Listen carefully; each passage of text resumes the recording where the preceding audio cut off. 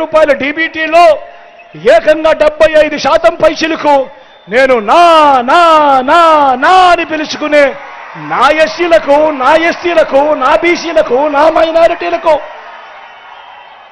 ఏకంగా 75% పైచిలకు ఈరోజు వాళ్ళకు అందింది అనంటే, మనం అధికారంలోకి వచ్చిన తర్వాత ఇచ్చిన 2,31,000 ఉద్యోగాలు, రాష్ట్రం మొత్తం ఏర్పడిన తర్వాత దశాబ్దాలుగా రాష్ట్రంలో ఉన్న ఉద్యోగాలు 4 లక్షలు అయితే, ఈ 59 నెలల కాలంలోనే మీ బిడ్డ ఇచ్చినది మరో 2,31,000 ఉద్యోగాలు.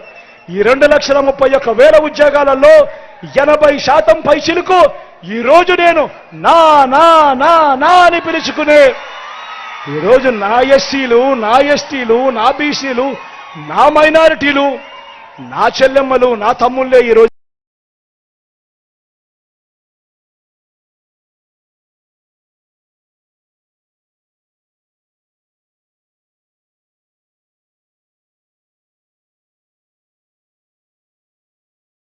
కనిపిస్తా ఉన్నారు అనంటే సామాజిక న్యాయానికి ఇది అర్థం కాదా అని అడుగుతా ఉన్నా. ఈరోజు మంత్రి పదవుల్లో ఏకంగా 68% ఈరోజు నా ఎస్సీలు, నా ఎస్టీలు, నా బీసీలు, నా మైనారిటీలు అంటూ ఆప్యాయంగా పిలుచుకునే ఈ పేద వర్గాలే అని చెప్పడానికి గర్వపడతా ఉన్నా. ఈరోజు రాష్ట్రంలో 5 డిప్యూటీ సీఎంలు ఉంటే అందులో 4 డిప్యూటీ సీఎంలు నేను నా నా నా అని పిలుచుకునే ఈ పేద వర్గాల వారే ఉన్నారు అనంటే ఇంతకన్నా సామాజిక న్యాయానికి నిదర్శనం అవసరమా అంటాను. మొట్టమొదటిసారిగా ఏకంగా చట్టం చేసి మరి 50% రిజర్వేషన్లు ఖచ్చితంగా ఈ వర్గాలకే వచ్చేట్టుగా కూడా చేసింది, జరిగింది కూడా ఈ మీ బిడ్డ కాలంలోనే, ఈ 59 నెలల కాలంలోనే అని చెప్పడానికి గర్వపడతా ఉన్నా. వీటి అన్నిటికీ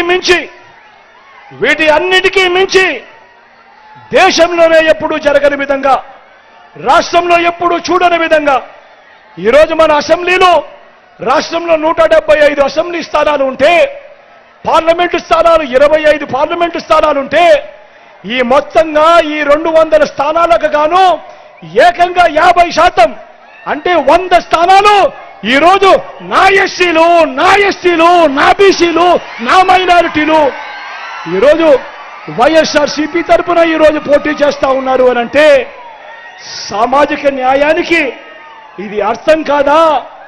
ఇంతకన్నా సామాజిక న్యాయం, ఇంత తోడుగా ఉన్న పరిస్థితులు గతంలో ఎప్పుడైనా జరిగాయా అన్నది ప్రతి ఒక్కరూ కూడా ఆలోచన చేయమని అడుగుతా ఉన్నాను. అణగారిన వర్గాలకు, పేద వర్గాలకు ఇంత అండగా తోడుగా ఉన్న ప్రభుత్వం ఎక్కడైనా ఉందా అన్నది ప్రతి ఒక్కరూ ఆలోచన చేయమని అడుగుతా ఉన్నా. ఇవాళ మీ బిడ్డ ప్రభుత్వం ఈ 59 నెలల్లో మీ బిడ్డ ఏం చేశాడో మీ అందరికీ కూడా సవినయంగా తెలియజేశాను. అదేవిధంగా ఇక్కడే నిల్చొని మీ అందరినీ ఒక్క మాట అడుగుతా ఉన్నాను.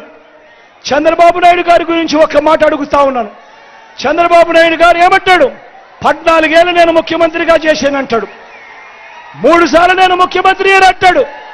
మరి నేను అడుగుతా ఉన్నాను మీ అందరి సమక్షంలో, 14 ఏళ్ళు ముఖ్యమంత్రిగా చేసిన ఈ వ్యక్తిని అడుగుతా ఉన్నాను, చంద్రబాబు నాయుడు గారి పేరు చెప్తే ఏ పేదవాడికైనా కూడా కనీసం ఆయన చేసిన మంచి ఒక్కటంటే ఒక్కటైనా కూడా గుర్తుకు వస్తుందా అని అడుగుతా ఉన్నాను.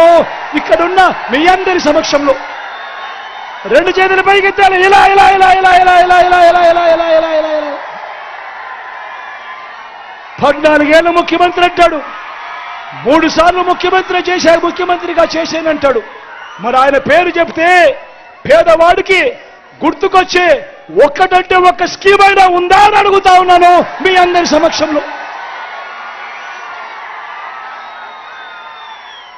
మరి ఇలాంటి వాడు 14 ఏళ్ళు ముఖ్యమంత్రిగా ఉన్నప్పుడు ఏ రోజు పేదవాడిని గురించి పట్టించుకున్న పుణ్యాన ఏ రోజు పోని ఈ వ్యక్తి ఈ రోజు మోసం చేసేందుకు రకరకాల డ్రామాలు ఆడుతూ ఉన్నాడు, రకరకాల అబద్ధాలు చెప్తా ఉన్నాడు. మరి ఈ పెద్ద మనిషి 2014లో ఎన్నికలప్పుడు ఈయన ఏం చేశాడు, ఎన్నికలప్పుడు ఈయన చెప్పిందేమిటి, చేసిందేమిటి అని ఒక్కసారి మీ అందరి సమక్షంలో నేను అడుగుతాను. ఆయన చెప్పిందేమిటి, ఆయన చేసిందేమిటి అని మీరే సమాధానం చెప్పండి అని మిమ్మల్ని అడుగుతా ఉన్నా.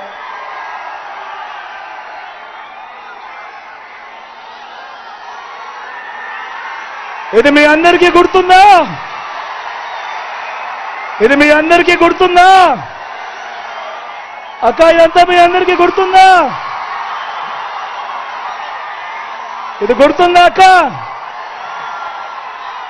2014లో ఇదే పెద్ద మనిషి చంద్రబాబు నాయుడు తాను స్వయంగా సంతకం పెట్టి కూటమిలో ఉన్న ఈ ముగ్గురితో కలిసి ఫోటోలు దిగి ఇదే కూటమి చంద్రబాబు సంతకంతో